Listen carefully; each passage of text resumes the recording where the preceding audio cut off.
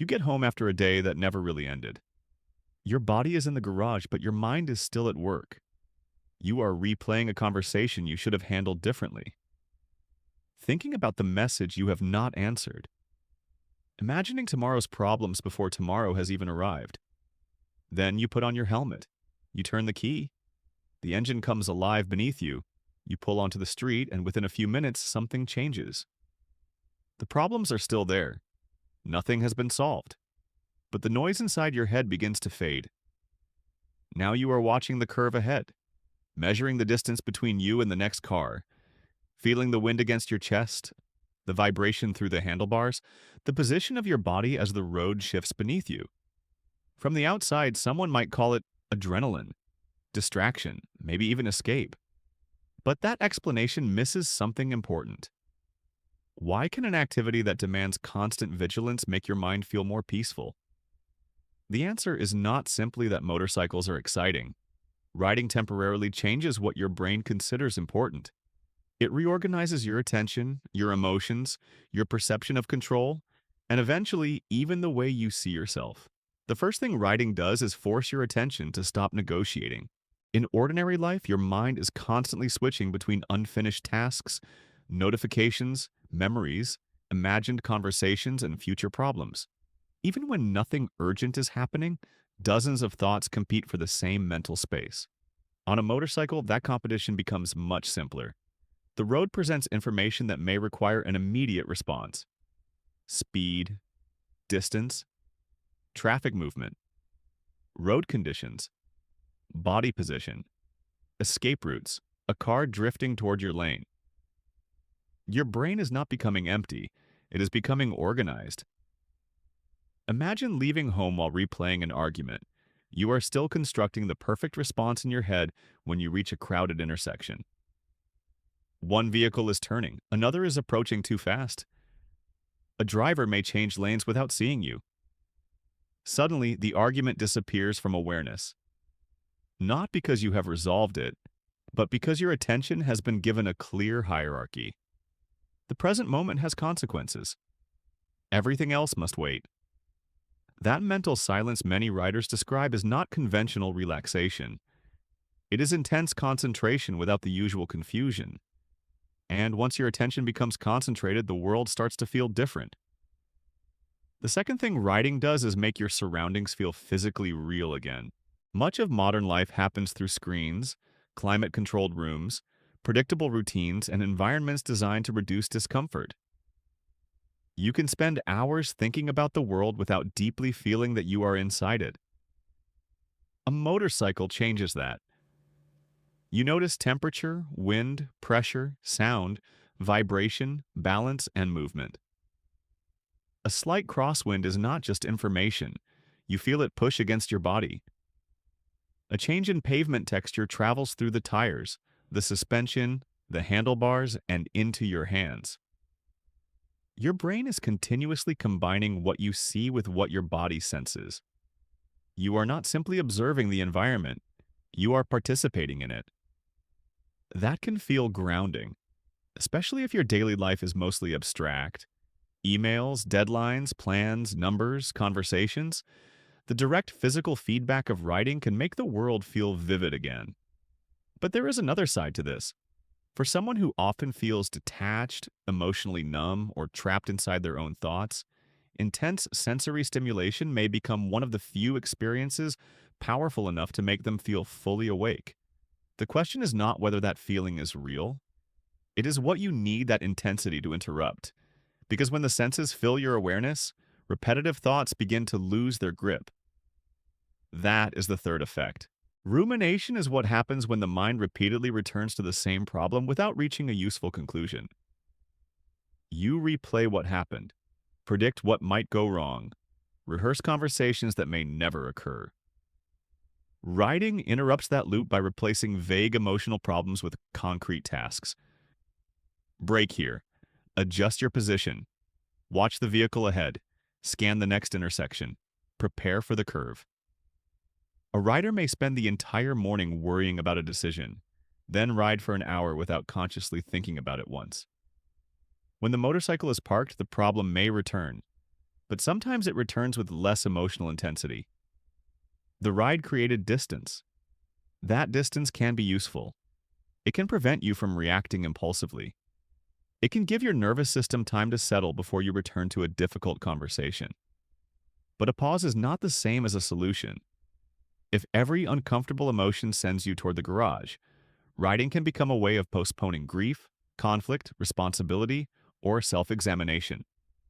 The motorcycle can interrupt the thought. It cannot decide what you will do when the thought returns. Still, the relief does not come only from thinking less. It also comes from feeling that your decisions matter. The fourth thing riding does is make control tangible. A motorcycle responds immediately. You adjust the throttle, braking, posture, or direction, and the machine gives you feedback. The relationship between action and outcome is fast, physical, and difficult to ignore. Psychologists sometimes describe self-efficacy as the belief that you can handle challenges and influence results. Riding can strengthen that feeling because improvement is not theoretical. A turn that once made your body tense gradually becomes smoother. Your movements become more precise. You begin noticing risks earlier. What used to feel chaotic becomes readable. You do something difficult, and your body remembers that you handled it. For one rider, this is simply the satisfaction of building skill. For another, it may have a deeper emotional appeal. If your job makes you feel powerless, your relationships feel unpredictable, or your daily life is controlled by other people's decisions, the motorcycle offers a world where your input produces an immediate response. That control is real, but it may also be compensation. Sometimes we are drawn to activities not only because we enjoy them, but because they provide something missing everywhere else. And when attention, skill, and feedback synchronize, even time begins to change. That is the fifth effect. During a sudden hazard, a few seconds can feel strangely long. You notice the movement of a wheel, the space beside you, the distance required to brake, and the possible escape route. Later, you may remember the moment as if it unfolded in slow motion. Your brain was processing a dense stream of information.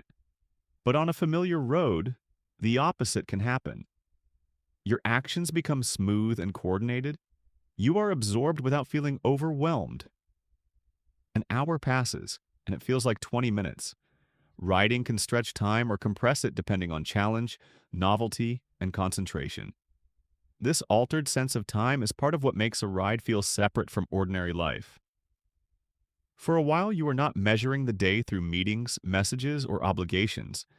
Time is organized around movement and attention, but familiarity can reduce that effect.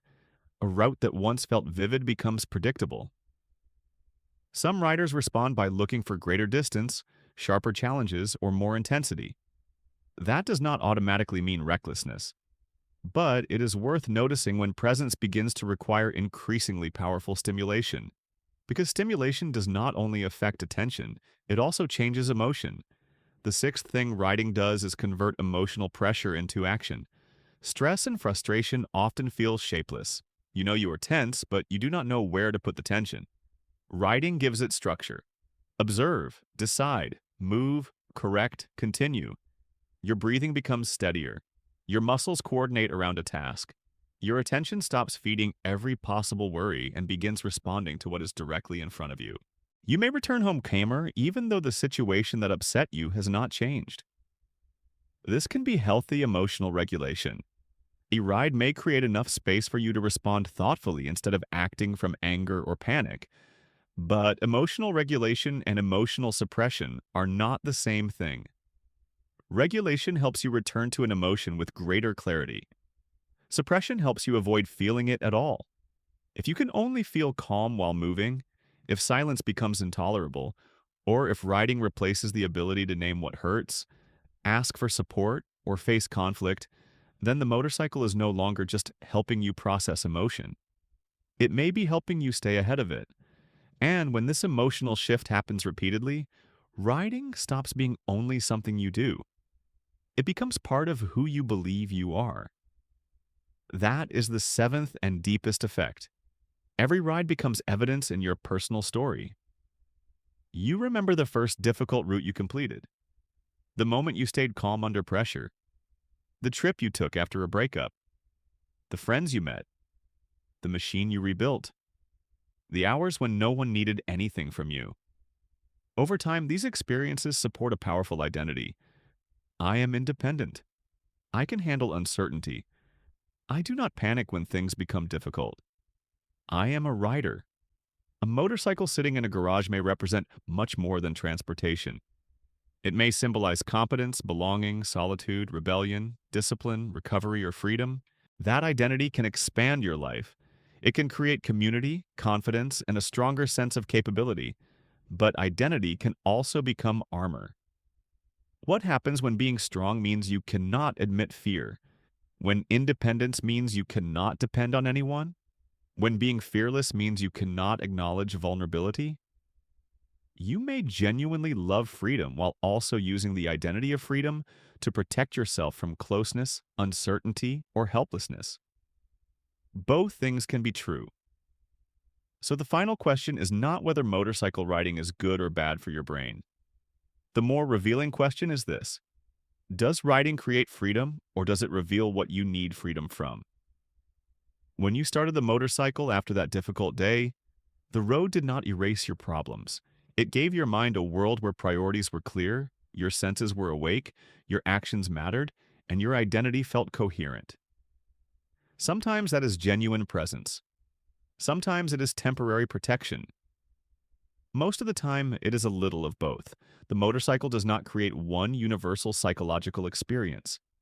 It amplifies your relationship with attention, control, uncertainty, competence, and emotion. And maybe that is why the silence inside the helmet can feel so personal. When you ride, are you becoming more yourself, or briefly escaping the version of yourself you do not yet know how to face?